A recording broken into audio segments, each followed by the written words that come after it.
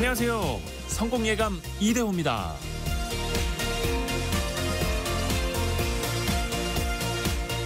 지난 2006년 앨런 멀러리가 포드의 CEO로 선임될 당시만 해도 이 회사는 쇠락하고 있었습니다.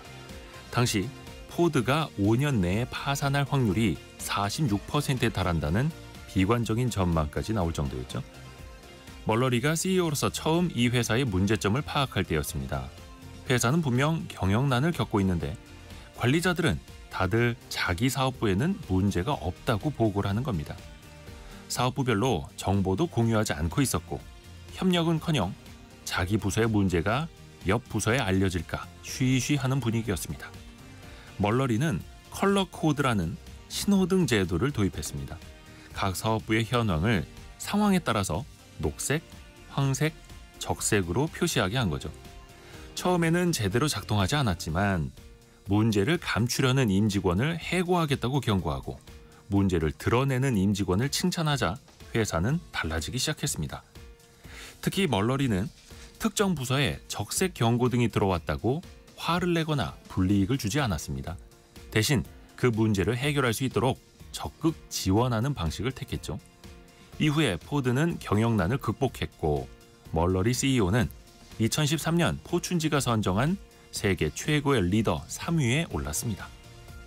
문제는 덮을수록 위험해지고 드러내야 고칠 수 있습니다. 실패의 위험 앞에서 누구든 적색 신호를 보낼 수 있어야 도움을 받고 협력할 수 있습니다. 성공예감 이대호입니다. 시작합니다.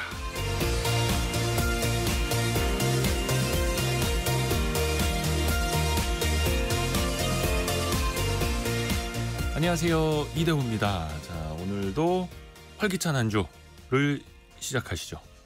조금 목소리에 힘이 빠지는 이유는 증시창을 제가 보고 있기 때문입니다. 오늘 코스피가 이 시각 현재 2,400선을 이탈한 상황이고요. 1.55% 떨어진 2,389를 가리키고 있습니다. 코스닥은 2.9% 밀린 642선까지 밀렸고요. 원달러 환율은 1,429원, 거의 1,430원 가까이 올라가 있습니다. 저희가 오늘 2부 시간에는 김학균 센터장과 함께 증시도 조금 더 깊이 있게 이야기 나눠보겠습니다.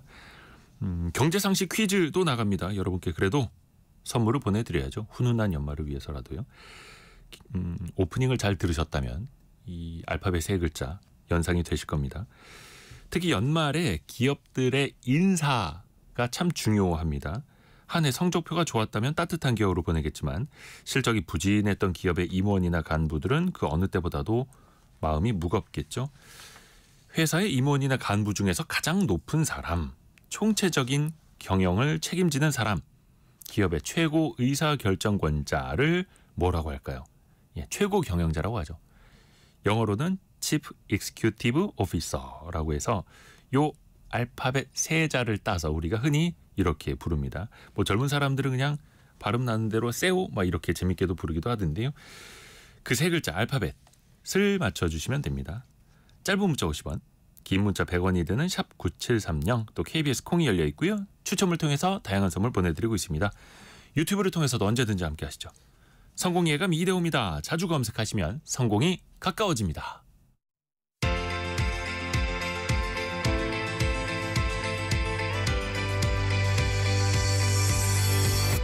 KBS 1라디오 성공예감 이대호입니다. 오늘의 경제 뉴스 해담경제연구소 어예진 소장, 파이낸셜 뉴스 이환주 기자와 함께합니다. 안녕하세요. 안녕하세요. 어예진 소장은 어떤 소식 준비했습니까? 네, 탄핵 정국으로 들어서면서 여야의 예산안이 협상조차 안 되고 있습니다. 관련 상황 정리했고요. 국내 석유화학과 철강산업의 침체로 지역 경제까지 휘청이고 있다는 소식까지 전해드리겠습니다. 네, 이환주 기자는요? 네, 정치적 혼란이 이어지면서 식료품 물가와 석유 가격 등 서민들의 체감 물가 상황 점검해보고요. 이어서 부동산 시장도 챙겨보겠습니다. 네, 어예진 소장 이야기부터 들어볼게요. 그 예산안 법정 처리 시한은 이미 일주일 지나버렸고 네. 현재 여야 입장은 어떻습니까? 더불어민주당은 윤 대통령 탄핵 없이는 예산안 협의는 없다, 이런 방침을 유지 중입니다. 정부와 여당이 이에 동조하지 않을 경우 기존 정부 예산안 대비 지난주에도 말씀드렸는데 4조 1,000억 원 감액된 예산안을 통과 강행하겠다고 예고하고 있습니다. 여기에 이재명 민주당 대표는 이미 삭감을 했지만 변화된 상황을 반영해서 내년 예산안을 추가로 삭감해야 한다는 입장인데요. 7천억 원 삭감까지도 얘기가 나옵니다. 대통령실 정무직 급여 등 비상계엄 사태로 더 깎아낼 요소를 찾았다는 겁니다. 네. 한동훈 국민의힘 대표는 감액 예산안을 확정하는 것을 협박 수단으로 쓰는 건 민주당이 감액한 예산안이 잘못이라고 자인하는 것이라며 비판했는데요. 어쨌든 야당은 내일 본회의에서 예산안을 처리하겠다는 방침을 밝혔습니다. 같은 날 한덕수 국무총리는 비상시에도 국정이 정상 운영되기 위해서는 정부가 제출한 예산안과 관련된 부수적인 법안 통과가 무엇보다 필요하다고 밝혔고 최상목 경제부총리도 역대 최고 수준의 소상공인 지원 예산, 보다 두터워진 생계급여와 노인 일자리 사업 등을 담은 내년 예산안이 내년 초부터 정상적으로 집행될 수 있도록 신속히 확정해달라고 호소했습니다.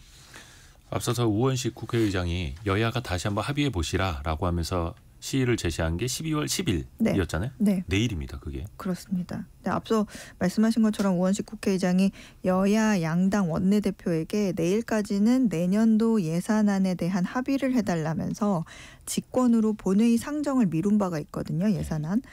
현재로서는 분위기도 현실도 내일까지는 어려울 것으로 국회의장실은 보고 있습니다. 또 추경호 국민의힘 원내대표가 지난 토요일 현 사태에 대한 책임을 지고 사의를 표명을 했죠. 여당은 지금 그래서 협상할 대상 자체가 없습니다. 현재로서는 여야 협상은 무기한으로 중단된 사태입니다. 그러면 앞으로는 어떻게 되는 겁니까? 일단은 민주당의 감액 예산안이 통과가 되면 국내 반도체 업계가 요청하고 있는 반도체 특별법, 상속세제 개편안 등 주요 경제 법안이 좌초되는 것은 물론이고 또 밸류업 양극화 해소 등 정부가 중점 추진하던 정책들도 무산이 됩니다. 민주당이 또 늘리고 싶었던 것 중에 하나가 지역사랑 상품권 이런 게 있는데 그런 것도 지금 반영되지 않은 상태거든요. 그러니까 이렇게 되기 때문에 누가 국정을 운영하게 되어도 내년 초 추가 경정 예산 편성은 불가피해 보입니다. 예산안이 만약에 12월 31일까지 처리되지 못한다면 이 준예산 편성이라는 대안도 있는데요. 이거는 헌정사상 단 한 번도 꺼내본 적이 없는 대안입니다. 준예산은 직전 회계연도 마지막 날까지 예산안이 처리되지 못하면 최소한의 정부 기능 유지를 위해 전년도에 준해 편성하는 예산입니다. 이럴 경우에는 꼭 나가야만 하는 것들, 공무원 월급, 국고채이자, 국민연금, 생계급여 등 기본적인 예산 집행만 가능해집니다. 상당수 복지재원 지출이나 재량 지출 같은 집행은 제한이 됩니다. 이런 가운데 최상목 경제부총리는 경제팀이 총력을 다해 최대한 안정적으로 경제를 관리하겠다 이렇게 밝혔는데요. 과거에도 여러 혼란이 있었지만 경제에 미치는 영향은 제한적이었다면서 선제적 조치로 금융 외환 시장 변동성에 대응하고 있고 또 긴급 대응 체계가 잘 작동하고 있다고 전했습니다. 그럼에도 불구하고 이번 사태가 앞으로 가져올 경제적 충격파가 막대할 것이다. 이런 우려에 대해서는 우리 경제 상황과 정부의 대응을 알릴 수 있도록 해외 투자자, 국제사회와도 적극 소통하겠다. 이런 말을 덧붙였습니다.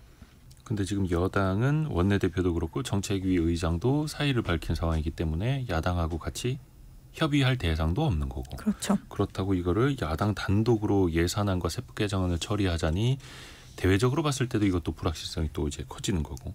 나라 밖에서는 지금 이 상황을 어떻게 보고 있을까요? 주요 외신들이 지금 메인 화면으로 띄우는 곳도 있을 정도로 특집으로 집중 보도를 하고 있습니다. 근데 제가 그 외신들 중에 좀 눈에 띄는 제목들만 좀 소개를 해보면 네. 뉴욕타임즈가요 뭐라고 했냐면 양극화된 정치가 한국을 계엄령으로 이끈 방법이라는 제목으로 이 한국의 두 정치 진영 간의 수년간의 불화가 이제 그간 한국의 국민들이 이런 것들로 인해서 한국의 국민들이 어떤 고생을 했는지 어쩌다 이런 상황까지 왔는지 현 상황을 꼬집었고요. 포브스 같은 경우에는 윤 대통령의 필사적인 이런 행동이 어떻게 한국의 GDP를 죽일 수 있는가 이런 제목을 달았거든요. 그러면서 일본과 같은 잃어버린 10년을 향할 확률을 높일 수 있다 이런 지적을 했습니다. 그리고 또 미국에서도 보수 언론으로 알려진 게 폭스뉴스예요. 근데 폭스뉴스도 한국의 대통령들은 왜 전부 불명예 또는 탄핵, 징역, 비리 등의 문제가 많을 것인가라는 내용으로 제목을 달았어요. 네.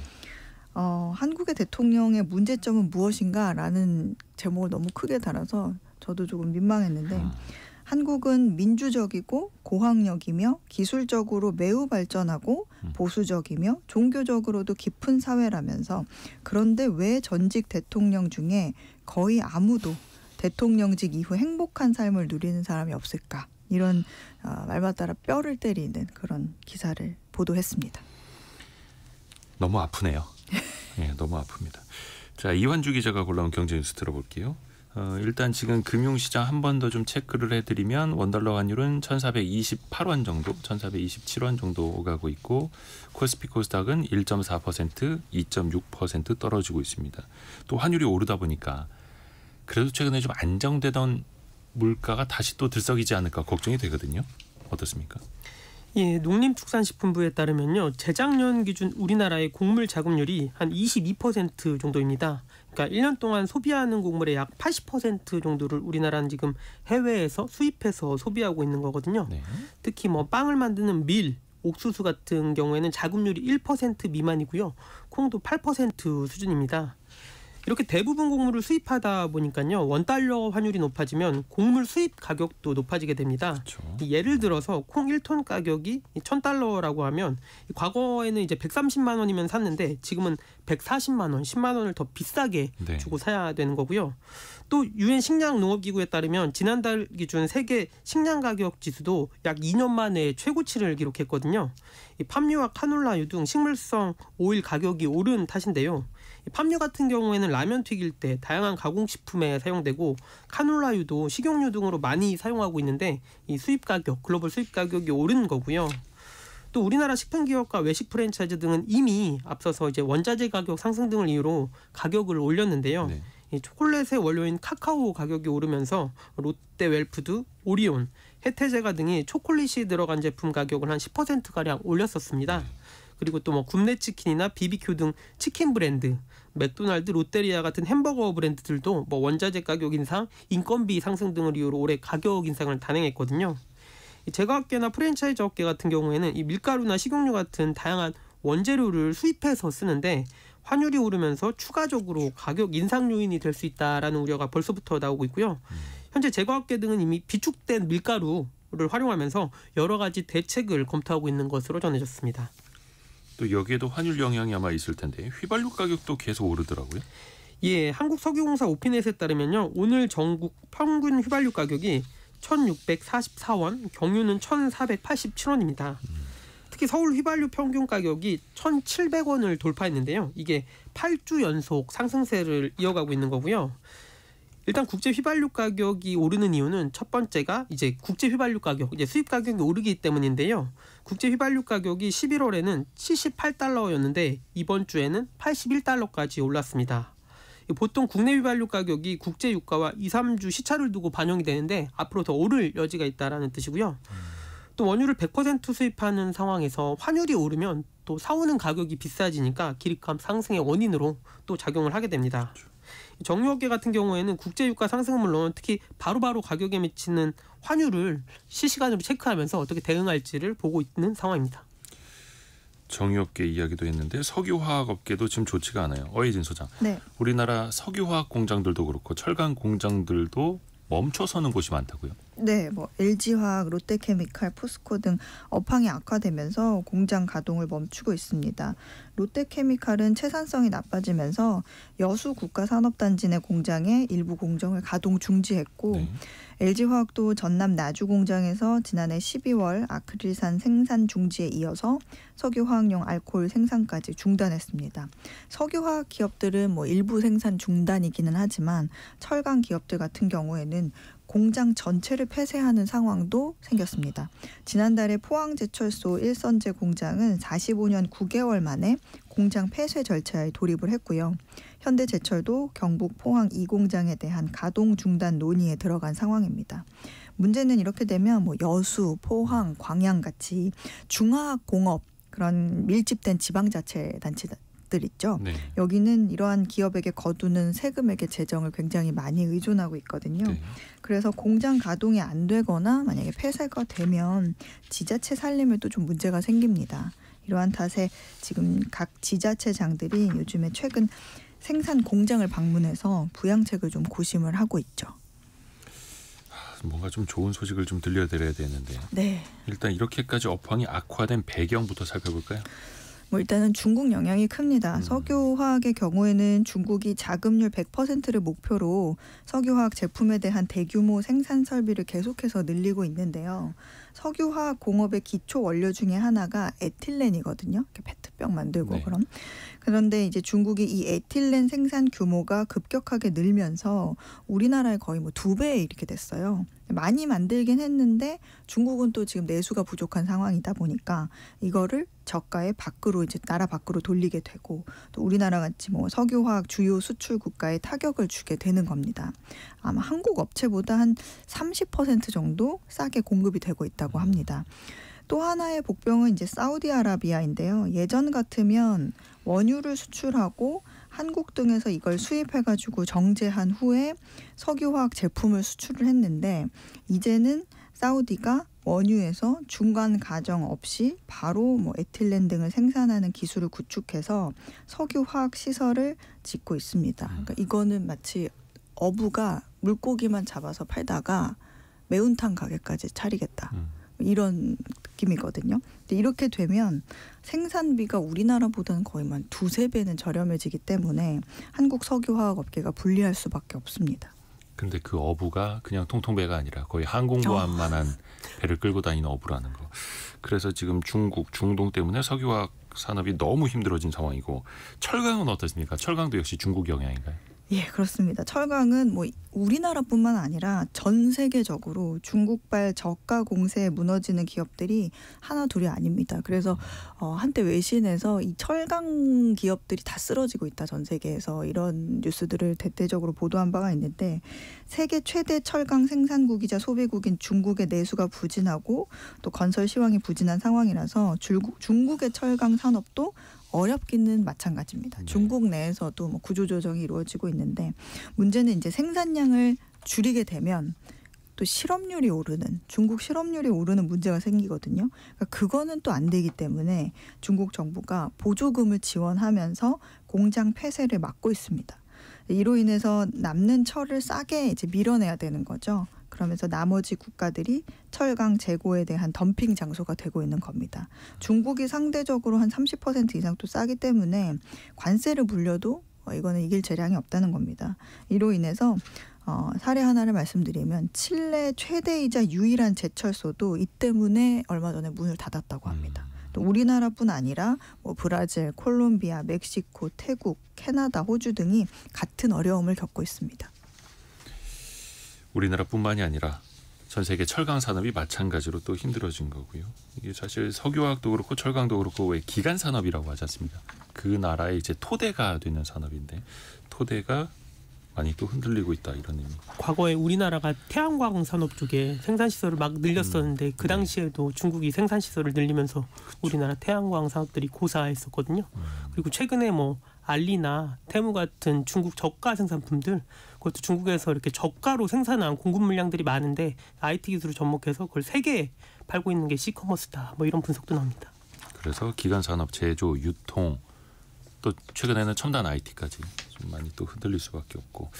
자, 이완주 기자가 준비한 소식은 이제 부동산 이야기인데 지금 부동산 시장에서도 이 탄핵 정국 속에서 좀 거래량이 너무 얼어붙는 것 아니냐 이런 걱정들 나오고 있고 정부가 추진 중이던 대표적으로 공급 확대 같은 부동산 정책들 걱정이 많습니다. 어떻게 될까요? 예, 그 시장이 이제 가장 싫어하는 게 그 불확실성이잖아요. 그래서 이제 외국인 투자나 이런 걸 봐도 계엄 당시보다 지난주 이제 국회에서 결정이 지연되면서 영향을 더 많이 받는다라는 분석 많이 나오는데요. 부동산도 마찬가지입니다. 과거 박근혜 전 대통령이 탄핵된 이후에 그 대표 부동산 정책이던 뉴스테이라는 정책이 있었거든요. 민간 건설사가 임대주택을 지어주는 제도였는데 이 제도가 사실상 폐기가 됐던 적이 있습니다. 이번 정부 같은 경우에도 대표 부동산 정책으로 1기 신도시인 분당, 일산 등 그 선도지구로 지정을 하고 재건축을 빠르게 추진하려고 했었는데요. 이게 여야 의견 차이 등으로 지체될 수 있다는 우려가 나오고요. 또 앞서서 국회는 준공연한 30년을 넘긴 노후 아파트 단지는 안전진단 없이 재건축에 착수할 수 있도록 하는 도시 및 주거환경정비법 개정안을 제출을 했습니다. 그러니까 재건축을 빨리빨리 해서 공급을 늘리겠다라는 건데요. 이게 국회 본회의까지 통과를 했는데 추가적인 법률이 통과가 돼야 됩니다. 재건축, 재개발 사업 촉진에 관한 특례법 이것까지 통과가 돼야 되는데 이게 추진 중이었는데 제동이 걸릴 위험이 커졌고요. 또 재건축 초과이익 환수제 폐지 법안도 이번 정부에서 추진하겠다고 밝혔는데 야당의 동의를 얻어서 이 추진하기가 쉽지 않을 거라는 전망이 나오고요. 또 정부가 지난달에는 서초 등 강남 지역 그린벨트 해제도 발표를 했습니다. 네. 그만큼 주택 공급에 대한 의지를 보인 건데 야당은 물론 시민단체 등도 이제 그 그린벨트 해제에 대해서는 반발을 하고 있어서 추진 동력을 잃게 될 수 있다라는 우려 벌써부터 나오고 있고요. 실제로 22대 국회에서 국토교통위원회 소관 법안 중 가결된 법안이 한 13개 정도에 불과하거든요. 근데 현재 국토교통위원회 계류 중인 법안이 440건이 넘는데 극히 일부 법안만 통과가 된 겁니다. 이런 상황에서 탄핵 정국이 이어지면 이 법안 개정 등이 필요한 부동산 정책 같은 경우에는 당분간 속도를 내기 어려울 전망입니다. 또 전월세 시장 분위기를 보면은 계약갱신권을 쓰는 세입자가 많이 늘었어요. 예, 맞습니다. 그 국토교통부에 따르면 3분기 들어서 서울 아파트 전월세 기준으로 10건 중 약 3건이 기존 집주인과 계약 갱신을 하고 7건이 이제 새로운 집주인과 계약을 체결한 건데요. 이 서울 아파트 전월세 갱신 계약 비중을 봤더니 지난해에는 한 20% 후반이었습니다. 근데 최근 들어서 30%를 넘어섰고 이 상승률이 가팔라지고 있는데요. 이 정부가 전세대출 규제를 하면서 기존 세입자들이 새 집을 찾기보다는 기존 집주인과 계약을 다시 한번 하는 비율이 늘어난 겁니다. 이 월세 역시 10월만 보면 한 34.4%가 기존 집주인과 계약을 다시 했고요. 이 전월세 인상률을 5%로 제한해서 2년을 더 살 수 있도록 계약하는 계약 갱신 청구권을 쓰는 비중도 3분기에는 30%를 넘었거든요. 근데 이게 10월이 되면서 40%로 더 높아졌습니다. 이 월세 같은 경우에도 10월에 40%가 갱신권을 사용을 했습니다. 이 전세값과 월세값이 오르면서 즉 세입자들이 적극적으로 계약 갱신권을 사용하고 있다라는 분석이 나오고요. 실제로 전세값이 오르면서 갱신 계약을 할 때 세입자들이 집주인에게 평균적으로 한 3% 높은 보증금으로 재계약을 했는데요. 이게 지난해 같은 경우에는 전세값이 떨어지면서 보증금을 낮춰서 계약하는 경우도 많았는데 네. 그만큼 지금 전세값과 월세값이 오르고 있다라는 거고요. 또 이번 달부터는 내년 신학기를 준비하기 위해서 이사 수요가 늘어날 수 있습니다. 그렇죠. 근데 대출 규제가 지속될 경우에는 이 세입자들의 전월세 보증금 이 부담이 더 늘어날 수 있다라는 우려가 나옵니다. 그래서 상대적으로 이 불확실성 큰 시대에 그냥 살던 집에서 계약 갱신해서 살자 이런 또 수요가 또 높아질 수 있는 거고요. 파이낸셜 뉴스 이환주 기자, 해남경제연구소 어이혜진 소장이었습니다. 고맙습니다. 감사합니다.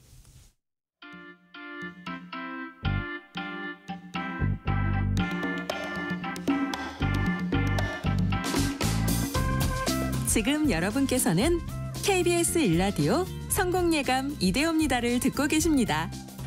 프로그램에 참여하신 청취자 여러분께는 추첨을 통해 아름다운 식탁 창조 주비푸드에서 뿌리 담은 리얼 생 와사비를, 쉽고 빠른 판촉물 제작 시너지 기프트에서 무드 등 미니 가습기를, 그리고 성공예감에서 준비한 커피 쿠폰을 보내드립니다. 당첨자는 성공예감 이대호입니다 홈페이지에서 확인하세요. 경제상식 퀴즈 한 번 더 나갑니다. 오늘은 알파벳 문자 세자입니다. 회사의 경영 전반을 책임지고 또 회사에서 가장 높은 위치에 있는 경영자를 알파벳 세 글자로 이렇게 부르죠. 한 헤드헌팅 전문기업이 국내 기업 100곳을 대상으로 조사를 해봤습니다. 출생연도 기준으로 어떤 나이대가 가장 많은가? 1964년생이 가장 많았다고 하네요. 또 최근에는 한 대기업 계열사에서 처음으로 90년대생이 계열사 이걸로 발탁이 돼서 눈길을 끌기도 했었죠. 참고로 오늘까지 그 마당놀이 모듬전에 성공예감 청취자 여러분을 초대하는데요. 심청전, 춘향전, 놀부정 등을 모두 엮어서 새롭게 기획한 마당놀이 모듬전 내년 1월 30일까지 국립극장에서 공연되는데요. 말머리에 마당놀이라고 머리글을 쓰시고 신청하시면 저희가 두 분께 매일 티켓 2장씩을 보내드리고 있습니다. 특히 마당놀이는 보내주실 때 저희가 개인정보가 필요해서 샵 9730 문자 메시지로만 받아서 그런 분들께 이제 추첨을 통해서 보내드릴 수 있다는 점 양해 말씀 좀 구하겠습니다. 정답 많이들 보내주셨는데요. 9011님. 동창 모임에서 성공예감이 경제 맛집이라고 소개받았는데 들어보니까 그 이유를 알겠네요. 어떤 동창 모임인지 모르겠습니다만 훌륭하신 분들만 가득하네요. 참 이런 동창 모임은 매주 나가고 싶네요. 자, 4197님 정답 보내주셨는데 신입사원일 때는 이분이 놀러 다니는 분인 줄 알았는데 점점점 이렇게. 그렇죠. 최고 경영자는 사실 좀 여유가 있어야 됩니다. 그래야지 더 좋은 선택, 가장 좋은 선택을 하는 사람, 판단, 가장 중요한 또 판단을 하는 사람이기 때문에요. 중요한 직책이죠. 그리고 박희영 님이 연말 인사인가요? 저희는 이미 8월에 대표님이 바뀌어서요. 유유. 이렇게 또 8월에 인사가 있었군요. 또 그렇게 최고 경영자 인사에 따라서 그 이후에 임원들도 또 어떻게 될지 모르고 회사의 방향도 또 어떻게 바뀔지 모르고 또 이 역시 불확실성이 되기도 합니다. 2900님 최고 경영자의 철학이 회사의 명운을 가르지요. 예, 맞습니다. 정말 중요한 자리죠. 그래서 연봉도 많이 주는 겁니다. 중요한 판단을 잘 하라고요. 자, 그 최고 경영자를 알파벳 세 자로 뭐라고 할까요? 이렇게 보내주시면 됩니다. 짧은 문자 50원, 긴 문자 100원이 드는 샵 9730이 열려 있습니다.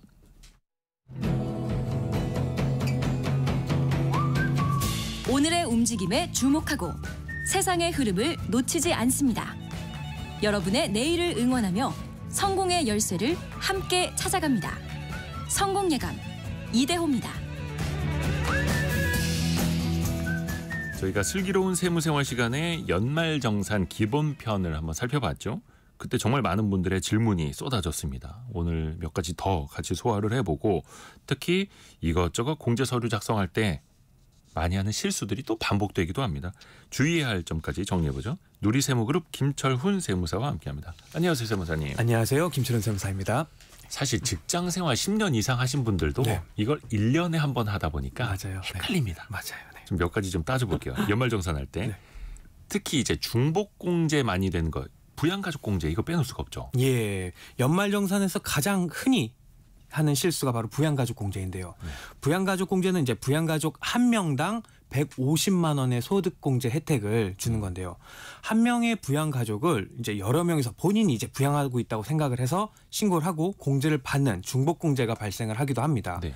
예를 들어서 이제 맞벌이 부부가 자녀 한 명을 두고 각각 본인의 부양가족으로 넣는다든지요.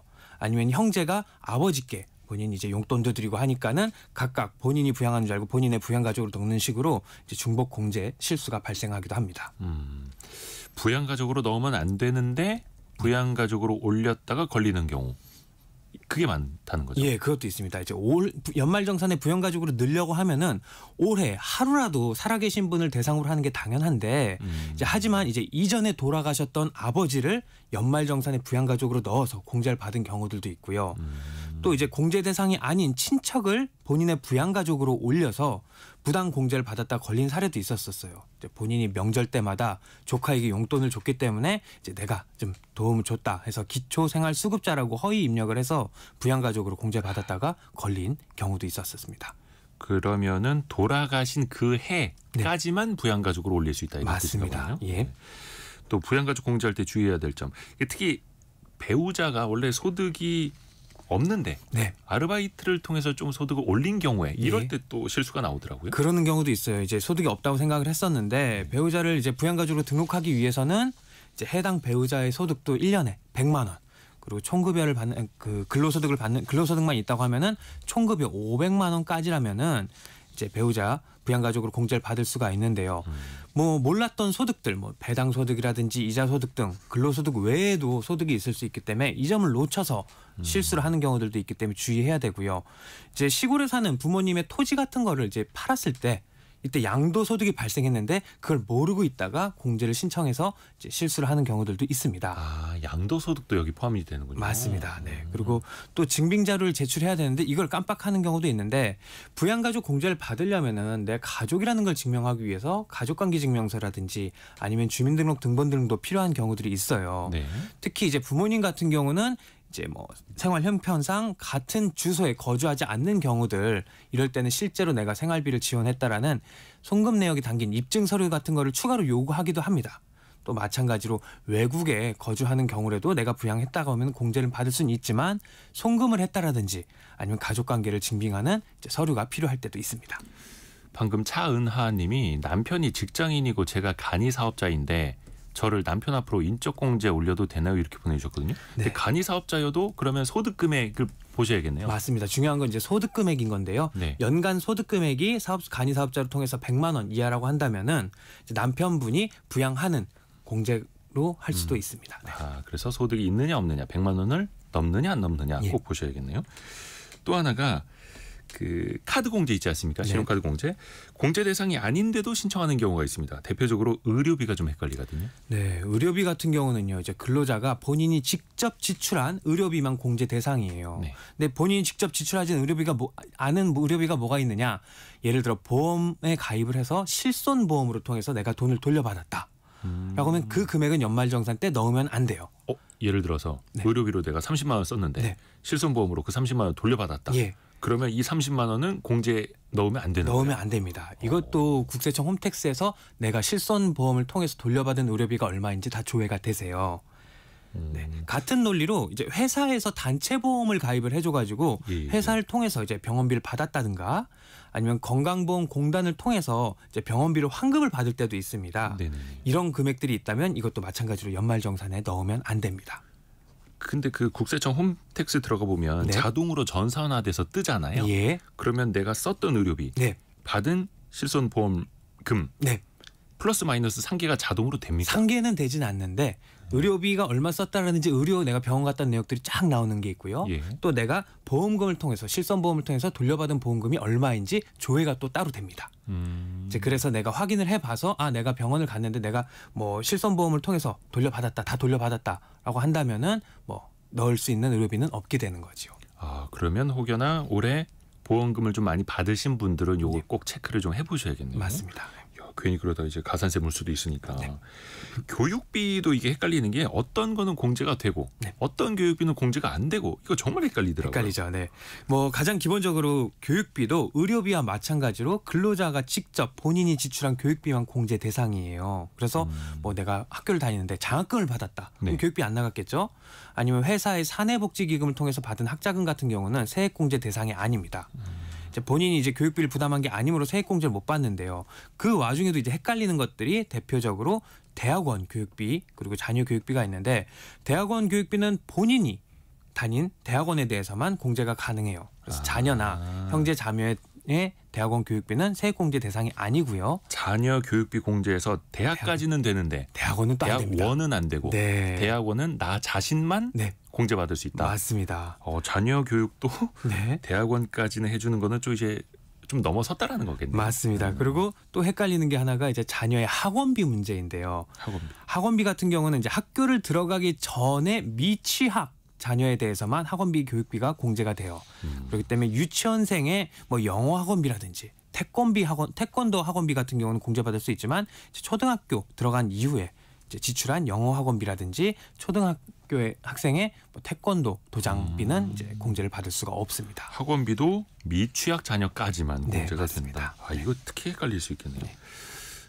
그리고 아까 그 인적공제 이거 1372번님이 질문 주셨는데 장모님을 인적공제 같이 하고 있는데 장모님께서 요양원에 들어가셨다고 해요. 그러면 요양원에 계셔도 공제를 받을 수 있나요? 예, 당연히 받을 수가 있죠. 장모님도 본인이 이제 뭐 부양을 하고 있다, 그 비용을 부담을 하고 있다 한다면은 요양원에 계시더라도 인적공제를 받으실 수가 있습니다. 그러니까 실제로 현재 같은 집에 거주는 못하지만 요양원에 계시는 거 본인이 부양을 하고 있다. 라는 것만 입증이 되면 문제가 없는 거죠. 네, 보통 부모님 같은 경우는 생활 형편상 뭐 부모님은 시골에 농촌에 거주하고 이제 자녀분들은 도시에 거주하는 경우들도 많기 때문에 부모님 같은 경우는 이제 생활 형편상 이제 따로 거주한다는 것만 통해서 증명되면은 부양가족으로 넣을 수가 있습니다. 인적공제도 이게 또 헷갈려서 5887님이 어머니가 기초생활수급자이신데 기초생활수급자도 인적공제가 가능한가요? 이렇게 물어보셨나요? 가능하십니다. 기초생활수급자라도 어머님 자기가 부양하고 있다 그러면은 인적공제 가능합니다. 부동산 쪽으로 넘어가 볼까요? 이게 사실 전월세 세입자부터 집주인까지 참 다양한데 어떤 걸 좀 챙겨보는 게 좋을까요? 네, 일단 주택과 관련돼서 연말정산 항목들이 있는데요. 이때도 소득공제, 세액공제가 있는데 용어가 조금 어렵습니다. 먼저 이제 주택 임차 차입금 원리금 상환액 쉽게 말해서 내가 전세를 사는데 전세 보증금을 대출받아서 들어가고 살고 있는데 대출을 갚고 있다. 이런 분들에게 주는 공제 혜택이 있고요. 또 장기주택 저당 차입금 이자 상환액. 네. 그래서 집을 한 채 사는데 내가 대출을 받아서 샀다. 그래서 대출금을 갚고 있다. 라고 보시면 됩니다. 또 월세액 세액공제 같은 경우는 내가 월세를 내고 살고 있기 때문에 이거에 대한 세액공제를 주는 혜택이 있는데 당연히 이런 거는 기본적으로 무주택자에게만 주는 혜택이에요. 딱 한 가지만 빼고요. 네. 조금 전에 말씀드렸던 장기주택 저당 차입금 이자 상환액, 즉 내가 집을 한 채 사는데 대출을 받아서 샀다. 이 부분은 이제 내가 샀기 때문에 집이 없을 수 없기 때문에 이때만 1주택자도 가능하고요. 나머지는 다 무주택자들만 가능합니다. 근데 이 무주택자, 1주택자 요건이 이제 해당하지 않는데도 이런 부분을 공제받겠다고 넣으면 문제가 될 수 있기 때문에 주의하셔야 됩니다. 또 하나 기부금도 소득공제 되잖아요. 네. 요것도 이제 꼼수 쓰시는 분들 좀 있다고. 맞아요. 얼마 전에도 국세청인가요? 보도자료가 나왔더라고요. 네, 기부금을 통해서 이제 악용한 사례들이 적발되고 있는데요. 예. 이제 뭐 예를 들어서 하나의 기부금 영수증을 2번을 공제를 받은 부부가 있어요. 이제 남편은 이제 회사를 다녀서 근로소득이 있습니다. 그리고 아내는 이제 사업을 하고 있어서 사업소득이 있는데 남편이 먼저 2월달에 연말정산을 할 때 이 기부금 영수증을 제출해서 기부금 세액공제를 받고 나서요. 그 다음에 이후에 이제 5월달이 돼서 이번엔 아내가 종합소득세 신고를 하면서 그 기부금 영수증을 이제 본인 사업장에 필요 경비로 넣어서 한 번 더 동일한 기부금 영수증을 증빙으로 제출을 했어요. 그래서 국세청에서 적발돼서 이제 아내에게 수정 신고와 세금을 추징한 경우가 있고요. 또 이제 뭐 근로자가 본인이 친분이 있는 종교 단체의 대표자랑 같이 공모를 해서 2% 한 3% 정도의 수수료를 주고 본인뿐만이 아니라 회사 동료 수백 명과 함께 실제로 기부한 금액은 없이 수백억의 기부금 영수증을 발급을 받았어요. 그래서 기부금 세액공제를 혜택을 이제 부당하게 받아오다가 국세청에 적발되기도 했습니다. 이런 부당공제는 당연히 이제 환수 대상이 되잖아요. 네. 또 어떤 불이익까지 있어요? 네, 이제 잘못된 공제를 넣어가지고 세금을 적게 납부한 경우에는 국세청에서는 이제 이걸 이제 적발하면은 원래 내야 되는 본세뿐만이 아니라 추가로 납부를 하게 됩니다. 이 과정에서 이제 가산세랑 이자 상당액이 발생을 하는데요. 만약에 이걸 부당하게 신고해서 세금을 줄였다라고 한다면은 가산세는 최대 40%까지 적용을 받고요. 세죠. 이제 추가로 연 8%가량의 이자 상당액도 부담을 해야 됩니다. 연 8%. 네. 그리고 이제 뭐 잘못된 공제 항목이 이제 확인되면은 국세청에서는 이제 이 부분을 심사할 때는 더욱 엄격하게 심사를 하게 될 거고요. 이걸 또 다시 수정해서 신고를 하는 데 있어서 뭐 납세자는 시간이랑 비용이 추가로 발생을 할 수도 있기 때문에 뭐 처음에 할 때부터 꼼꼼히 살펴봐서 꼼수 없이 제대로 세금을 납부해야 될 것 같습니다. 이게 참 헷갈립니다. 네. 그런데 자칫 잘못하게 실수했다가 가산세 이자 한 몇십만 원 막 이렇게 세죠. 맞을 수도 있거든요. 그 오성열님이 요거는 이제 지난주에 주신 질문인데 저희가 좀 모아왔습니다. 기간제 일당 근로자로 월급이 줄었어요. 그럼 연말정산 안 해도 되나요? 이런 질문 주셨거든요. 네, 먼저 이제 일당으로 받는다든가 아니면 아르바이트 같이 이런 일용 근로자들은요. 네. 일당을 받으면서 세금 의무가 끝나는 분리과세라고 합니다. 그래서 연말정산을 안 해요. 그리고 이 외에도 이제 일반적인 우리가 봤을 때 상용 근로자 같은 경우는 급여를 받을 때 월급이 106만 원을 넘어서부터 내가 내 월급에서 원천세를 떼기 시작합니다. 그렇기 때문에 이 금액 이하라고 한다면은 낸 세금 자체가 없어요. 그렇기 때문에 연말정산 의무가 없기 때문에 안 해도 되긴 합니다. 다만 이제 다른 소득, 사업소득이라든지 기타 소득 같은 게 있는 경우라고 한다면은 연말정산 대신에 5월달에 종합소득세 신고를 해야 합니다. 그리고 또 많이 여쭤보시는 질문 들어왔습니다. 5346번 쓰시는 분이 부부라면 소득이 적은 사람 명의로 신용카드를 쓰는 게 이득이라는데 왜 그런가요? 질문 주셨어요. 네, 이제 신용카드 같은 경우는 전략이 여러 개가 있을 수 있는데요. 이제 이분이 질문하는 거는 부부라면 소득이 적은 사람 명의로 신용카드 쓰는 게 이득일 경우는 어떤 경우라고 하냐면은 신용카드를 공제를 받으려면은요 가장 첫 단계, 가장 첫 그 문턱이 본인 연봉의 4분의 1 이상을 써야 이제부터 신용카드 소득공제를 받을 수가 있게 됩니다. 4분의 1 이상? 네. 예를 들어서 뭐 극단적으로 표현해서 남편의 연봉이 한 1억 정도가 되고요. 네. 뭐 아내의 연봉이 1,000만 원이라고 가정을 해볼게요. 남편 신용카드를 썼을 때 혜택을 받으려면은 4분의 1인 1억의 4분의 1인 2,500만 원 이상을 신용카드를 썼을 때부터 혜택이 시작되는 거고요. 네. 아내 신용카드 같은 경우는 이제 250만 원을 사용하고부터 이제 공제가 시작되기 때문에 이런 경우라고 한다면 문턱이 낮은 이제 안에 신용카드를 사용하는 경우가 바로 이제 뭐 이득이 될 수도 있어요. 근데 이제 반대로 소득이 높다고 하면은 그에 따라서 적용 세율 자체가 높게 되기 때문에 네. 실제로 혜택을 받는 공제 금액 자체도 커질 수가 있어요. 이제 앞에 예를 들면은요. 같은 100만 원의 신용카드 공제를 받는다고 하더라도 남편 카드를 만약 썼다 하면은 38만 5천 원의 공제를 받을 수 있는 반면에 아내 카드를 썼다. 그러면은 6.6% 세율이 적용돼서 네. 6만 6천 원 상대적으로 낮은 공제 혜택을 받을 수가 있어요. 그렇기 때문에 본인의 상황이나 뭐 전략에 따라서 신용카드의 사용 방법이 달라지게 됩니다. 아하. 곽실규님이 연말정산 실수하기 쉬운 거 짚어주시니 고맙습니다. 또 이렇게 보내주셨네요. 아이 감사합니다. 정리가 또 됐습니다. 김철훈 세무사와 함께했습니다. 고맙습니다. 감사합니다. 라디오 정보센터 잠시 다녀옵니다.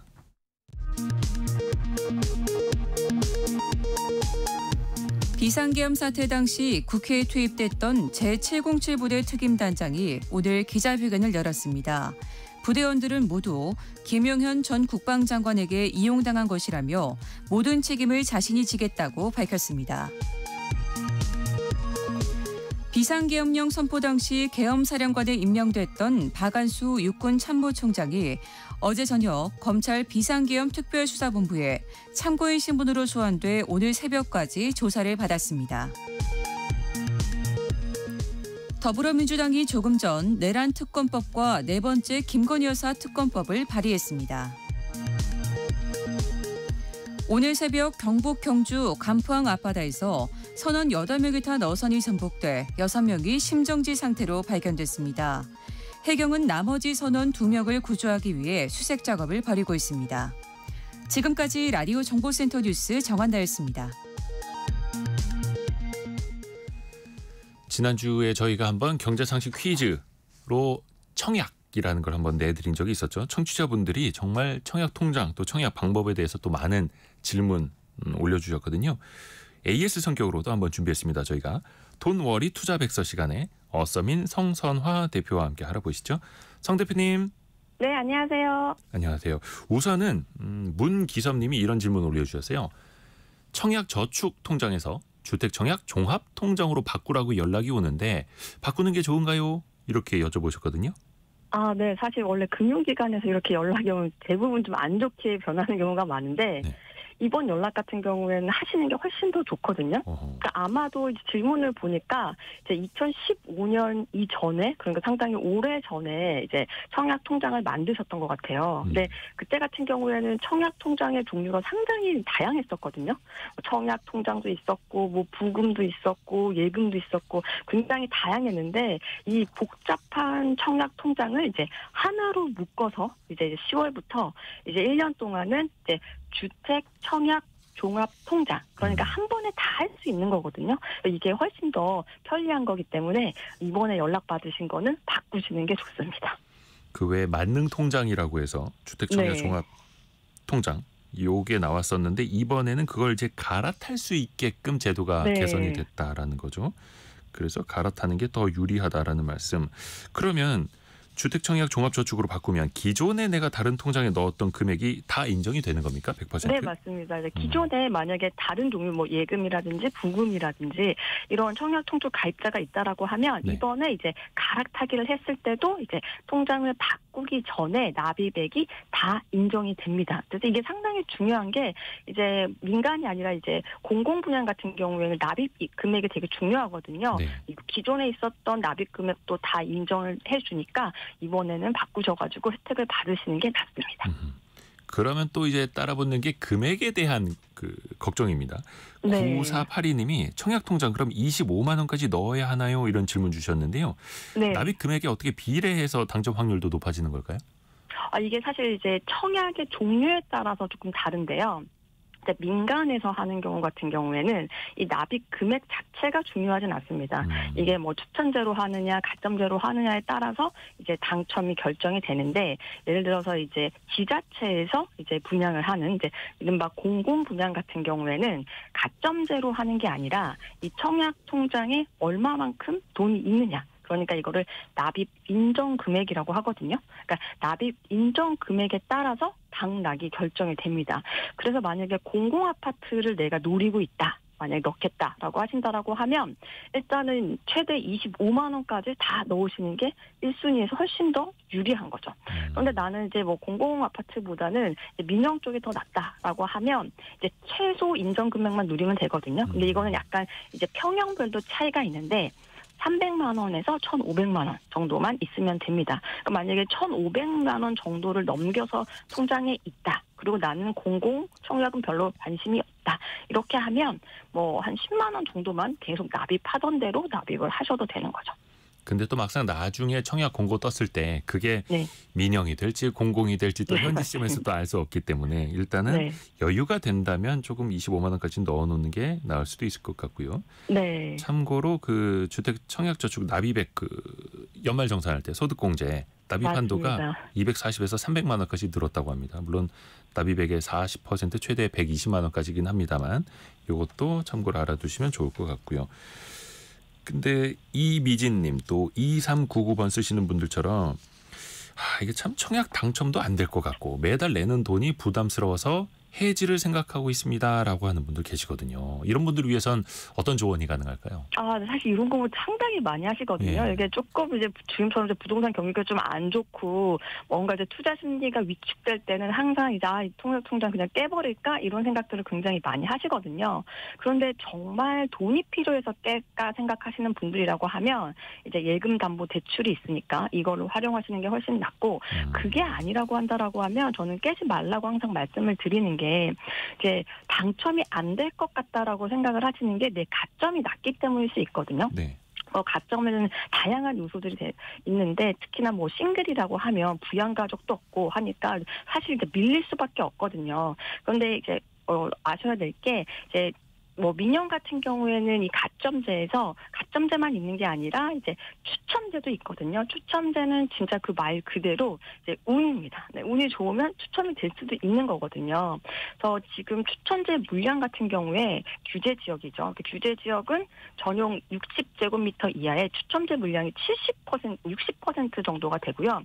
비규제 지역 같은 경우에는 전용 무려 85제곱미터 초과에 추첨제가 100%거든요. 네. 그러니까 이제 비규제 지역 같은 경우에는 아무리 뭐 점수가 높다고 하더라도 추첨제가 이제 85제곱미터 이상 같은 경우에는 추첨제가 100%니까 훨씬 더 유리합니다. 그래서 청약 통장은 만약에 내가 뭐 다주택자라서 더 이상 주택이 필요가 없습니다. 이 경우가 아니면 웬만하면 유지하시는 게 훨씬 더 좋습니다. 정말 미래를 위해서 그렇죠. 어찌 네. 될지 모르니까. 그리고 급한 돈이 필요하다면 청약통장 담보대출을 이용하시는 것도 방법. 물론 이자는 붙긴 합니다만. 또 하나가 집이 있지만 그래도 무주택자로 인정받을 수 있는 범위가 좀 넓어졌잖아요. 네. 이게 이제 88 대책인데요. 예. 지난 8월 달에 정부에서 내놓은 부동산 대책의 일환인데 사실 이 질문도 상당히 많이 받습니다. 특히나 이제 청년층들 같은 경우에는 아직 청약을 도전을 하는데 뭐 잘 안 되니까 그냥 집을 매수를 할까요? 안 그러면 그냥 청약 통장을 뭐 계속 받기 위해서 집을 안 사는 게 맞을까요? 이 질문들을 굉장히 많이 하거든요. 저는 이제 빌라 몬테크라고 해가지고 지금 8월 달부터 어떤 제도가 생겼냐면 85제곱미터 이하의 공시가격 수도권 5억 이하일 경우에는 만약에 아파트가 아닌 비아파트 그러니까 뭐 이제 빌라 같은 것들이 되겠죠. 가지고 있을 경우에는 이걸 무주택으로 인정을 해주거든요. 네. 지금 공시지가가 만약에 5억으로 상향이 조정이 됐기 때문에 공시지가는 일반적으로 실거래가의 한 80% 정도거든요. 그러니까 수도권에서 약 7, 8억 정도 비아파트를 매수를 한다고 해도 청약 시에는 무주택으로 인정이 됩니다. 저는 요거를 좀 활용하라고 좀 젊은 층들한테 얘기를 하는 게 일단은 이제 재개발이라든지 재개발이 될 수 있는 지역에 이제 빌라 같은 거를 일단 매수해서 거기서 살면서 청약에 계속 도전을 해볼 수가 있는 거죠. 어차피 이제 재개발이라는 건 조금 시간이 걸리기 때문에 장기로 봐야 되거든요. 그러면서 이제 청약에 도전해볼 수 있는 기회가 생기기 때문에 저는 요번에 이렇게 8월달에 바뀐 요 청약 제도는 활용을 해보면 좋은 기회가 될 수도 있을 것 같아 이렇게 말씀을 드리고 있습니다. 그러니까 청약 자격과 기회를 유지하면서 네. 소규모 주택 내 집에 살면서 또 투자까지 거둘 수 있는 그런 일석이조 효과요. 네. 또 하나 박정호 님이 당첨이 돼도 문제입니다. 깐깐히 따져봐야 합니다라는 의견 주셨는데요. 이거 청약 넣기 전에 유의해야 할 점도 많잖아요. 네, 전 딱 세 가지를 말씀드리거든요. 네. 첫 번째, 계약금이 10%인 경우도 있고 20%인 경우도 있어요. 그래서 사람들이 대부분 보는 게 분양가가 얼마야? 라고만 보는데 네. 일단 계약금이 처음에 10%인지 20%인지 이것도 확인하셔야 되고 아하. 그리고 중도금 대출이 무이자인지 유이자인지 이제 네. 조금 이제 경기가 안 좋으면 무이자로 해두다가 경기가 좋다라고 하면 또 유이자로 바뀌거든요. 그리고 제일 중요한 게 실거주 의무가 있는지. 내가 실거주 의무가 있다고 하면 거기 반드시 들어가 살아야 되는 거거든요. 그렇죠. 요 세 가지는 청약 전에 꼭 확인을 해주셔야 됩니다. 계약금 그리고 네, 계약금. 중도금 무이자 여부 그리고 실거주 의무. 네. 그렇죠. 그래서 이게 초반에 또 내가 지금 돈이 없는데 이거 청약을 해도 될까? 이렇게 또 고민하시는 분들 많은데 본인의 자금 사정까지도 또 미리 준비가 필요한 거고요. 또 이럴 때 또 하나 드는 고민이 이런 겁니다. 안의현 님이 지난주에 보내주신 건데요. 부동산 가격이 떨어지려고 할 때 청약을 해야 할까요? 아니면 기다려야 할까요? 여쭤보셨는데요. 네. 사실 요거 되게 중요한데 제가 원래는 부동산에 비해서 굉장히 낙관적인 사람인데 내년 상반기는 좋지 않게 보고 있습니다. 부동산 가격이 하락할 가능성이 더 높다라고 보고 있는데 사실 무주택이라고 하면 이럴 때 청약 경쟁률도 떨어지거든요. 관심이 좀 투자 심리가 위축되기 때문에 지금 떨어지고 하는데 청약을 해야 될까요? 네, 하셔야 됩니다. 지금처럼 관심이 떨어졌을 때 청약을 하시는 게 훨씬 더 유리하다고 할 수 있고 왜냐하면 신축 가격은 아무리 경기가 나빠도 잘 안 떨어집니다. 그래서 내년 상반기가 아마 이제 무주택 네. 청약 도전하시는 분들한테 기회가 될 것 같습니다. 주식이나 부동산이나 대중과는 좀 반대로. 네. 어서민의 성선화 대표였습니다. 고맙습니다. 네, 감사합니다. 오늘도 증시 상황이 너무 어려운데요. 2부에서는 김학균 센터장과 함께 국내외 경제 그리고 증시 상황까지 같이 한번 짚어보겠습니다. 잠시 뉴스 들으시고요. 10시 5분에 금방 다시 뵙겠습니다.